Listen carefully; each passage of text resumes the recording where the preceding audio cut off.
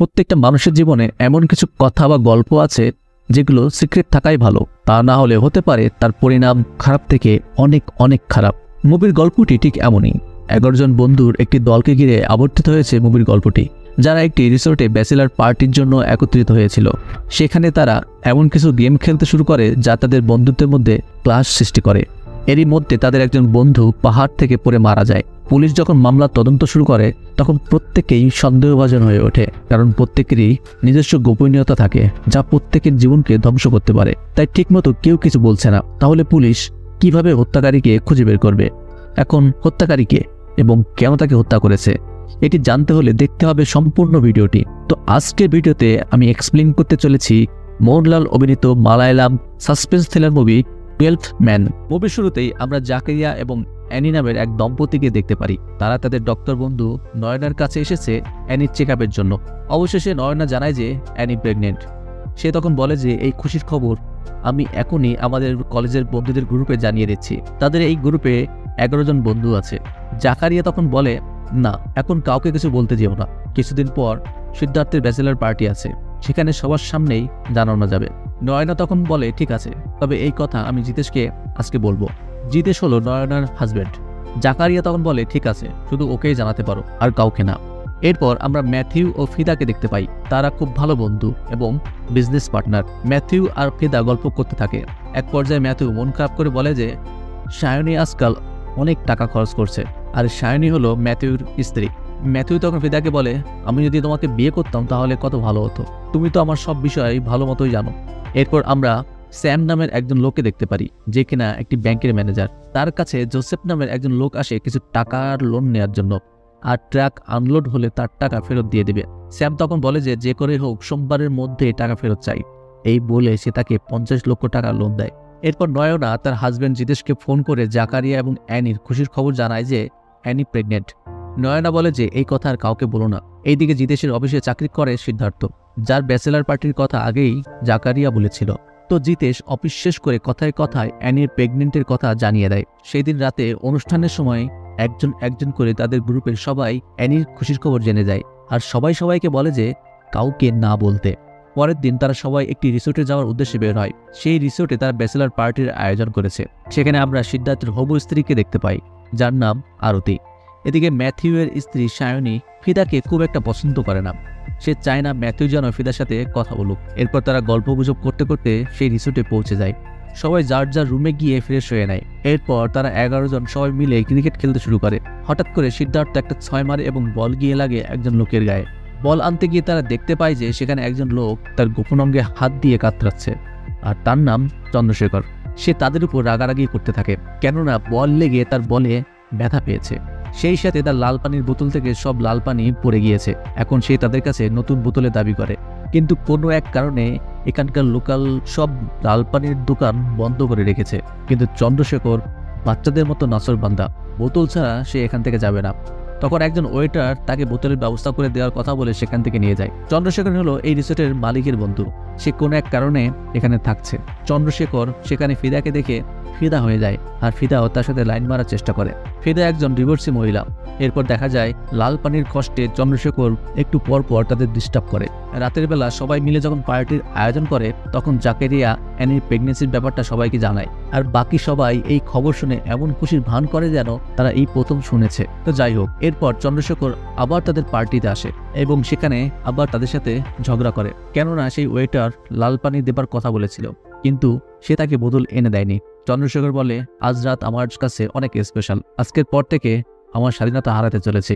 এরপর সে তাদের কাছে 6 প্যাক লাল পানি চায় আর বলে যে আমি চলে যাব, আর তোমাদের ডিস্টার্বও করবো না। এরপর তারা বাধ্য হয়ে তাকে 5 প্যাক দিয়ে বিদায় করে দেয়। এদিকে পার্টির মধ্যে শ্যামকে ফোন করে জোসেফ, যে কিনা তার কাছ থেকে টাকা লোন নিয়েছিল। সে বলে যে তার মালবাহী ট্রাক অ্যাক্সিডেন্ট করেছে, আর আপনার টাকা সোমবারের মধ্যে দিতে পারবো না, 2 দিন সময় লাগবে। আর তখন শ্যাম রেগে গিয়ে বলে যে আমি কিছু জানি না, কালকে সকালের মধ্যেই টাকা দিতে হবে, নইলে সে বিপদে পড়বে, ব্যাংক আমাকে জেলে ভরে দেবে। এরপর শ্যামের ক্যাশিয়ার তাকে ফোন করে, কারণ সেও খুব টেনশনে ছিল যদি না কালকের মধ্যে টাকা ব্যাংকে না ঢোকে। শ্যাম তাকে সান্ত্বনা দিয়ে বলে, টেনশন করো না, কালকের মধ্যেই টাকা ঢুকে যাবে।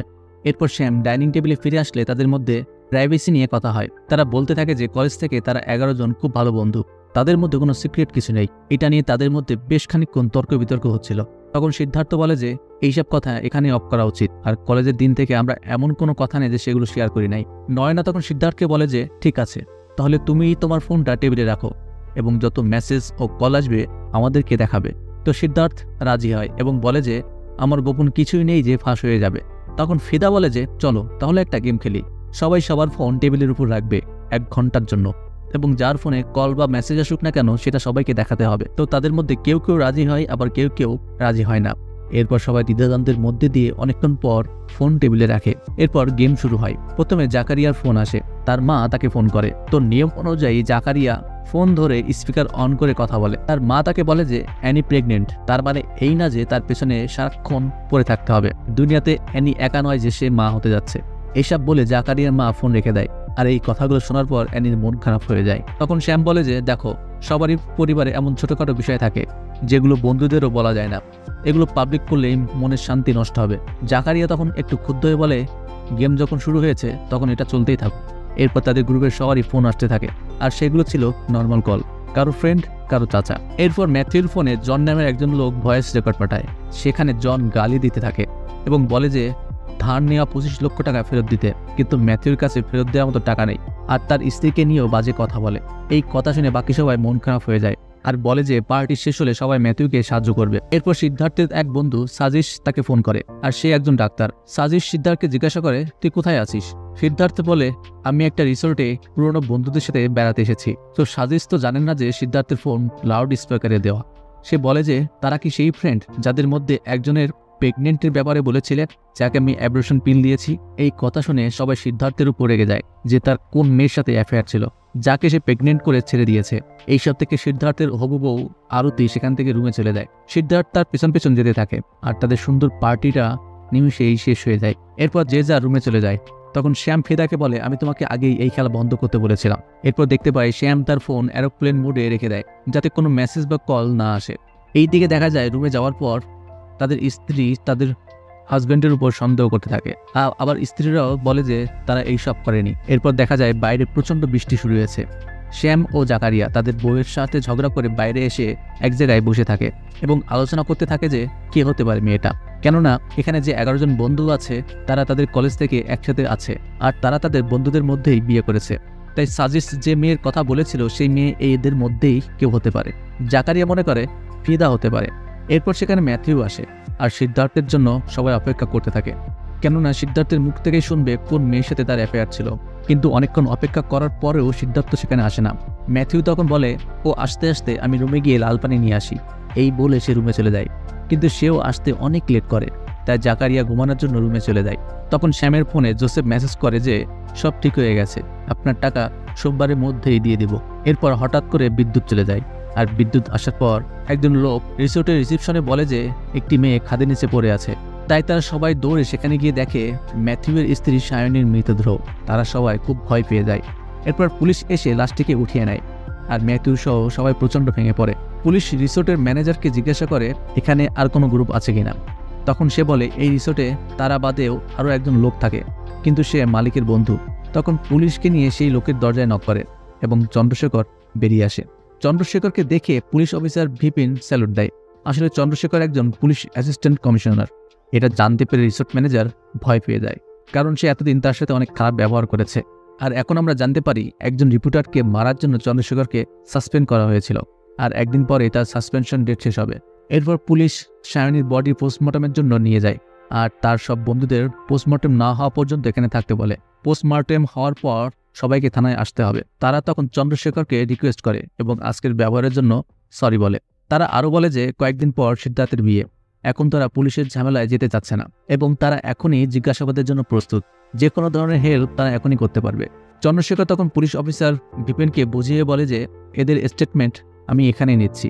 স্টেটমেন্ট নেওয়া শেষ হলে আমি তোমাদের ফোন করে জানাবো। এরপর চন্দ্রশেখর তাদেরকে জিজ্ঞাসা করে পার্টি শেষে কোনোরকম কোনো ঝগড়া হয়েছিল কিনা তাদের মধ্যে। তারা বলে যে কোনো ঝামেলা হয়নি। এরপর চন্দ্রশেখর সেখান থেকে চলে যায়, আর এখানে তারা সবাই মিলে প্ল্যান করে পুলিশকে তাদের গেম সম্পর্কে কিছুই বলবে না। ওইদিকে চন্দ্রশেখর সিসিটিভি ফুটেজে দেখে যে সিদ্ধার্থ আরতির মধ্যে ঝগড়া হয়েছিল। সে তখন আবার তাদের কাছে যায় এবং বলে যে তোমাদের মধ্যে অবশ্যই কোনো ঝামেলা হয়েছে, খুলে বলো আমাকে, তা না হলে সবাইকে থানায় যেতে হবে। আরতি ছিল এই গ্রুপে নতুন এবং ভয়ে এসে চন্দ্রশেখরকে সব খুলে বলে। এরপর চন্দ্রশেখর তাদেরকে নিয়ে একটি সেমিনার রুমে বসে তাদের জিজ্ঞাসাবাদের জন্য। চন্দ্রশেখর বলে সেই গেমটা আমরা আবার খেলবো, তাই সবার ফোন টেবিলে রাখতে বলে, আর সে তার নিজের ফোনও রাখে। সবাই যখন যার যার ফোন টেবিলে রাখে, প্রথমেই চন্দ্রশেখরের ফোন আসে আর তার এক বন্ধু ফোন করে এবং নর্মাল কথাবার্তা হয় তাদের মধ্যে। এরপর চন্দ্রশেখর সিদ্ধার্থকে জিজ্ঞাসা করে আরতির রুমে যাওয়ার পর কি ঘটেছে এবং সত্যি কথা বলতে বলে। সিদ্ধার্থ তখন বলতে থাকে যে সে রুমে গিয়ে দেখে যে আরতির সাথে ফিদাও বসেছিল আর ফিদা তাকে সান্ত্বনা দিচ্ছিল। আর তখন সায়নী আসে তাদের রুমে। সায়নী তখন সিদ্ধার্থকে বলে যে কে ছিল মেয়েটি, সেটা সবার সামনে বলে দাও, তাহলে আর কোনো ঝামেলা হবে না। সে আরও বলে যে আমার সন্দেহ হচ্ছে মেয়েটি ফিদা কিনা, তার চরিত্র তো এমনই, যেমনটা আগেই বলেছিলাম। সায়নী ফিদাকে পছন্দ করে না। এই কথা শুনে ফিদা রেগে যায় এবং সে সায়নীর সাথে কথা কাটাকাটি করতে থাকে। তখন সেখানে ম্যাথিউ আসে আর সিদ্ধার্থ তাকে তার রুমে নিয়ে যেতে বলে আর ফিদাকেও সেখান থেকে চলে যেতে বলে। এরপর জিতেশ সিদ্ধার্থের রুমে যায়। চন্দ্রশেখর তখন জিতেশকে জিজ্ঞাসা করে তুমি কেন সিদ্ধার্থের রুমে গিয়েছিলে? জিতেশ বলে যে আমি সিদ্ধার্থকে জিজ্ঞাসা করতে গিয়েছিলাম মেয়েটি আসলে কে। সিদ্ধার্থ আমাকে বলে যে মেয়েটি ছিল তার গ্রামের একটি মেয়ে। সাজিসের কাছে অ্যাবর্শন পিল নেওয়ার সময় মিথ্যা বলেছিলাম যে মেয়েটি আমাদের গ্রুপের মেয়ে। কে জানতো সাজিস আমাকে সেই কথা ফোনে জিজ্ঞাসা করে এই ঝামেলায় ফেলবে। জিতেশ সিদ্ধার্থকে বলে যে যা আবার হয়ে গেছে, তুই আরতিকে সবকিছু বুঝিয়ে বল। চন্দ্রশেখর এইসব শুনে বলে যে সাজিসকে ফোন করো আর তার মুখ থেকে শোনা যাক আসল ঘটনা কি। কিন্তু সাজিস ফোন ধরছিল না। ঠিক তখনই ফিদার ফোনে কল আসে আর তার এক বন্ধু ফোন করে সায়নীর মৃত্যুর কথা জিজ্ঞাসা করে, কেননা অনলাইন নিউজ পোর্টালগুলোতে ইতিমধ্যে সায়নীর মৃত্যুর সংবাদ পৌঁছে গেছে। তার বন্ধু অন্য একটা কিছু বলতে গেলে ফিদা তখনই ফোন কেটে দেয়। চন্দ্রশেখর বলে তুমি গেমের নিয়ম ভঙ্গ করেছো, মনে হচ্ছে তুমি কিছু লুকাচ্ছ। কি লুকাচ্ছ সত্যি করে বলো। ফিদা তখন 2 দিন আগের কথা বলে। সে ও ম্যাথিউ গাড়িতে করে যাচ্ছিল, তখন পুলিশ তাদের লাল পানি পান করার জন্য গ্রেপ্তার করে। আর এই বিষয়টা নিয়ে সায়নী ম্যাথিউকে বলে তুমি ইদানিং ফিদার সাথে বেশ ক্লোজ হয়ে পড়েছো, তোমার বিজনেস পার্টনার, তাই বলে কি তুমি যা খুশি তাই করবে? সেখানে জাকারিয়া বলে যে ম্যাথিউর ফোনে একটা ভয়েস মেসেজ এসেছিল বিজনেস পারপাস, কিন্তু সেখানে সায়নীকে নিয়ে অপমানজনক মেসেজ ছিল। সায়নীও খুব বিব্রতকর অবস্থায় পড়ে যায়। অ্যানি বলে সেই মেসেজে ম্যাথিউয়ের নিঃস্ব হয়ে যাওয়ার কথা শুনে সে খুব অবাক হয়ে যায়। তখন চন্দ্রশেখর ম্যাথিউকে জিজ্ঞাসা করে যে সায়নীর কোনো মেডিকেল প্রবলেম ছিল কিনা। ম্যাথিউ বলে না, এরকম কোনো কিছুই ছিল না। চন্দ্রশেখর বলে আমি তোমাদের রুমে গিয়ে ওষুধ পেয়েছি, যেটা মানসিক অসুখের ওষুধ। নয়না তখন সেই সময় চন্দ্রশেখরকে বলে যে ওগুলো বায়োপোলার রোগের ওষুধ, তার কিছু মানসিক সমস্যা ছিল। চন্দ্রশেখর তখন ফিদাকে সেই লোকটাকে ফোন দিতে বলে, যে লোকটা ম্যাথিউকে ভয়েস মেসেজ পাঠিয়েছিল। ফিদাকে এই জন্যই বলে কারণ ম্যাথিউ এবং ফিদা বিজনেস পার্টনার। এরপর জন ফোন রিসিভ করে এবং ভদ্রভাবে কথা বলতে থাকে তার সাথে। সে বলে যে তার মাথা খারাপ ছিল, তাই সে গালাগালি দিয়েছিল, আর সরি বলে সে ফোনটা কেটে দেয়। তখন চন্দ্রশেখর সন্দেহ করতে থাকে যে 3 ঘন্টা আগে যে লোক গালাগালি করলো, পরের 3 ঘন্টায় এমন কি হলো যে সে এখন নম্রভাবে কথা বলছে। চন্দ্রশেখর তখন ম্যাথিউকে বলে যে এইবার তোমার ফোন দিয়ে জনকে ফোন করো, কিন্তু ম্যাথিউ ফোন করলে ফোন ধরে না। তখন চন্দ্রশেখর ম্যাথিউর ফোন নিয়ে জনকে মেসেজ পাঠায় যে সে তার টাকা ফেরত দেবে না। এই মেসেজটা পাঠায় জনের রিয়াকশন দেখার জন্য। তারপর সে আবার সাজিসকে ফোন করতে বলে, কিন্তু সেও ফোন ধরে না। এইদিকে চন্দ্রশেখর হঠাৎ শ্যামের ফোন চেক করে দেখে এতক্ষণ পার হয়ে গেছে, অথচ তার ফোনে কোনো ফোন বা কল আসেনি। কেন? কারণ পার্টি চলাকালীন তার ফোনে বারবার ফোন আসছিল। সে তখন দেখে যে শ্যামের ফোন ফ্লাইট মোডে দেওয়া ছিল। চন্দ্রশেখর তাকে বলে যে কেন সে ফোন ফ্লাইট মোডে রেখেছিল। শ্যাম বলে যে সে কিছু বিজনেসম্যানদের বেআইনিভাবে ব্যাংক থেকে টাকা ধার দেয়, এই জন্য সে ফোন ফ্লাইট মোডে রেখে দিয়েছে, যাতে তার ব্যাংকে শেয়ার ফোন না করে। এরপর চন্দ্রশেখর সবার নাম্বার নিয়ে সাইবার সিকিউরিটি টিমে পাঠিয়ে দেয় চেক করার জন্য যে কার কার ফোন থেকে জনের সাথে কন্ট্যাক্ট হয়েছে। চন্দ্রশেখর তখন ফিদাকে বলে যে সায়নীর সাথে ঝগড়া হওয়ার পর তুমি কোথায় ছিলে? ফিদা বলে যে আমার মাথা অনেক গরম হয়ে গিয়েছিল, তাই সিগারেট খাচ্ছিলাম রুমের বাইরে। ম্যাথিউকে একই প্রশ্ন করলে সে বলে আমি লাল পানির বোতল আনার জন্য রুমে গিয়েছিলাম, গিয়ে দেখি সায়নী খুব মন খারাপ করে বসে আছে। চন্দ্রশেখর তাদের সবাইকে বলে তোমাদের সাথে কি সায়নীর আগে কখনো ঝগড়া হয়েছে? তখন জাকারিয়া বলে যে এটা প্রথম না যে সায়নী আমাদের সাথে ঝগড়া করেনি, এর আগেও করেছে।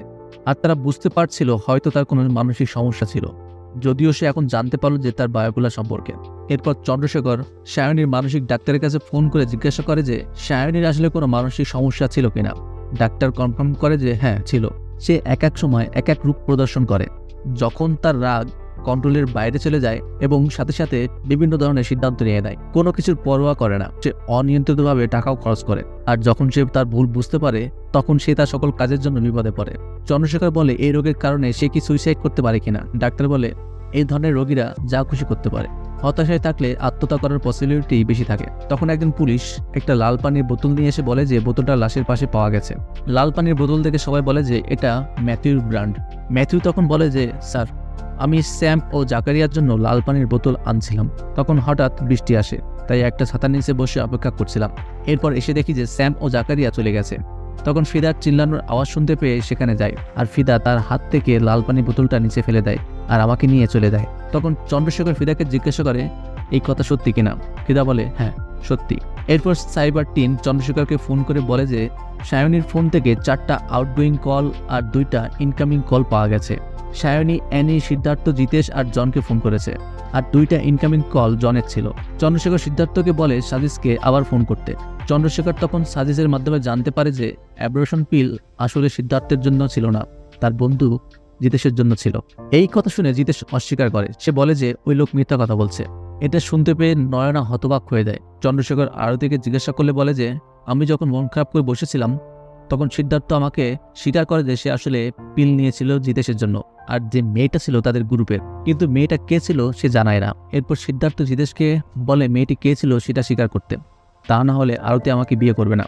তখন বাধ্য হয়ে চন্দ্রশেখরের কাছে স্বীকার করে যে কার সাথে তার অ্যাফেয়ার ছিল এবং অ্যাব্রেশন পিল তার জন্য এনে দিয়েছিল সিদ্ধার্থ, আর মেয়েটি ছিল তাদের গ্রুপের মেয়ে সায়নী।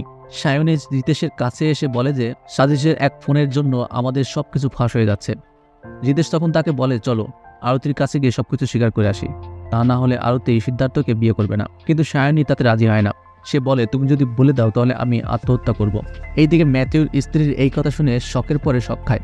নয়নারও ঠিক একই অবস্থা হয়। এই ঘটনা জানতে পেরে নয়না তখন চন্দ্রশেখরকে বলে যে কেননা সে নিজে সায়নী ডাক্তার ছিল, সায়নী যদি প্রেগনেন্ট থাকতো তাহলে সে অবশ্যই জানতো। আসলে সায়নী বাচ্চা জন্ম দিতে পারবে না কখনো। এই সময় জন কল করে এবং জেনে গেছে যে সায়নী মারা গেছে। জন তখন ফিদাকে বলে যে ম্যাথিউর কাছে আমি 25 লাখ টাকা পাইতাম, আর ওই ফোনে ওইভাবে কথা বলার কারণে সায়নী আমাকে 10 লাখ টাকা ট্রান্সফার করেছে। ম্যাথিউ এই ব্যাপারটা জানতো না। চন্দ্রশেখর তখন ম্যাথিউকে বলে সায়নীর ব্যাংক স্টেটমেন্ট চেক করার জন্য, কিন্তু ম্যাথিউ বলে যে সে তার পিন নম্বর জানে না। জিতেশ তখন বলে যে ওই 10 লাখ টাকার মধ্যে আমি 5 লাখ টাকা দিয়েছি। চন্দ্রশেখর তখন বলে যে বাকি 5 লাখ টাকা তাহলে কে দিয়েছে। তখন চন্দ্রশেখরের সন্দেহ হয় মেরিনের উপর, অর্থাৎ স্যামের স্ত্রীর উপর। তাই সে মেরিনের ফোন চেক করে, জানতে পারে যে বাকি 5 লাখ টাকা মেরিন দিয়েছে। আর তখন সবাই বুঝে যায় যে রিতেশের সাথে অ্যাফেয়ার মেরিনের ছিল, সায়নীর না। জিতেশ মেরিনকে বলে চলো আমরা গিয়ে আরতির কাছে সত্যটা বলে দিই, তা না হলে আরতি সিদ্ধার্থকে বিয়ে করবে না। কিন্তু মেরিন তাদের রাজি হয় না, তাই সে সেখান থেকে চলে যায়। তখন মেরিনের সাথে পথে সায়নীর দেখা হয়, আর সে তাকে সবকিছু খুলে বলে এবং কান্না করতে থাকে। সায়নী বলে আরতির কাছে স্বীকার করে কোনো লাভ নেই, উল্টো তোমার জীবন নষ্ট হবে। আমার কাছে দারুণ একটা আইডিয়া আছে, আমি তোমাদের বাঁচাবো, কিন্তু তুমি আর জিতেশ মিলে আমাকে 10 লাখ টাকা দাও। এই জন্য মেরিন তার ভাইয়ের কাছ থেকে 5 লাখ টাকা নিয়েছিল। এসব জানতে পেরে স্যামের মন খুব খারাপ হয়ে যায়, কেননা মেরিন তাকে ধোঁকা দিয়েছে। এরপর দেখা যায় যে সায়নীর কাছে আইডিয়া আছে, সেটা হলো সায়নী অ্যানিকে ডেকে বলে যে তুমি আরতির কাছে মিথ্যা বলবে যে তোমার সাথে জিতেশের সম্পর্ক ছিল, তাহলে তোমাকে টাকা দেব। কিন্তু অ্যানি রাজি হয় না। সে তার হাজবেন্ড জাকারিয়ার কাছে এইসব কথা জানালে জাকারিয়া বলে তোমাকে আগেই বলেছিলাম সায়নীর কাছ থেকে দূরে থাকতে, আর তুমি সবসময় হার্সনের কাছ থেকে টাকা নিয়ে সায়নীকে দাও। হার্সন হলো অ্যানির বন্ধু। চন্দ্রশেখর তখন অ্যানিকে হার্সনকে ফোন করতে বলে। এরপর অ্যানি ফোন করে হার্সনকে। চন্দ্রশেখরের কথা মতো অ্যানি হার্সনকে ফোন করে বলে যে আমি বিপদে পড়েছি। এতটুকু বলার পর চন্দ্রশেখর অ্যানির মুখ চেপে ধরে। এরপর হার্সনের কাছ থেকে আসল ঘটনা জানতে পারে যে সায়নীর কাছে অ্যানির একটা ভিডিও আছে, যা দিয়ে ব্ল্যাকমেইল করে সায়নী অ্যানির কাছ থেকে টাকা নিত। চন্দ্রশেখর তখন জিজ্ঞাসা করে কিসের ভিডিও। অ্যানি তখন বলে যে হার্সনের সাথে আমার অ্যাফেয়ার আছে। একদিন সায়নী আমাকে হার্সনের সাথে দেখে ফেলে, আর সেই সময় বিল্ডিং থেকে সায়নী আমাদের ভিডিও করে, আর সেই ভিডিও দেখিয়ে আমাদেরকে ব্ল্যাকমেইল করে। এরপর অ্যানি রিসোর্টের রুম থেকে বেরিয়ে সেই ভিউ পয়েন্টের ওখানে আসে, আর সায়নীও আসে, কিন্তু অ্যানি তার কাছ থেকে চলে যায়। এরপর চন্দ্রশেখর অনুমান করে বলতে থাকে যে এরপর তোমাদের মধ্যে হাতাহাতি হয়। সায়নী সেই ভিডিও গ্রুপে সেন্ড করতে গেলে অ্যানি তাকে ধাক্কা দিয়ে ফেলে দেয়, আর সায়নী উপর থেকে নিচে পড়ে গিয়ে মারা যায়।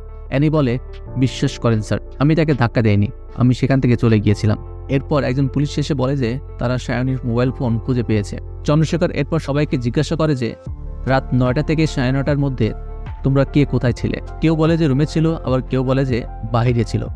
হঠাৎ করে চন্দ্রশেখর শ্যামকে জিজ্ঞাসা করে তুমি সায়নীকে কেন মেরেছো।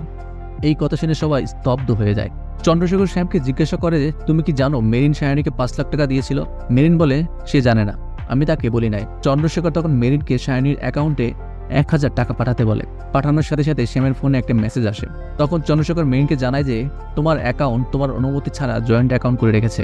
তাই মেরিন যখন 5 লাখ টাকা সায়নীকে সেন্ড করে তখন শ্যাম এত অ্যামাউন্ট দেখে সায়নীর কাছে যায় আর তাকে জিজ্ঞাসা করে কেন সে মেরিনের কাছ থেকে এত টাকা নিয়েছে, তার টাকা এখনই ফেরত দিতে বলে। সায়নী বলে টাকা কেন নিয়েছি এটা তোমার বউকে গিয়ে জিজ্ঞাসা করো। শ্যাম তখন সায়নীকে ধাক্কা দেয় আর সায়নী নিচে পড়ে গিয়ে মারা যায়। এরপর চন্দ্রশেখর তখন অ্যানিকে বলে সায়নীর ফোনে তোমার কোনো ভিডিও ছিল না, আর জিজ্ঞাসাবাদ করতে করতে ভোর হয়ে যায়। কেসটি সমাধান করে সেখান থেকে বের হয়ে যায়। তো বন্ধুরা, কেমন লাগলো আজকের এক্সপ্লেনেশন? ভালো লাগলে একটা লাইক করে দেবেন। আর আপনি যদি আমার চ্যানেলে নতুন হয়ে থাকেন তাহলে চ্যানেলটিকে সাবস্ক্রাইব করে পাশে থাকা বেল আইকনটি প্রেস করে রাখুন। দেখা হবে পরবর্তী ভিডিওতে। ততক্ষণ পর্যন্ত ভালো থাকুন। ধন্যবাদ এতক্ষণ সাথে থাকার জন্য।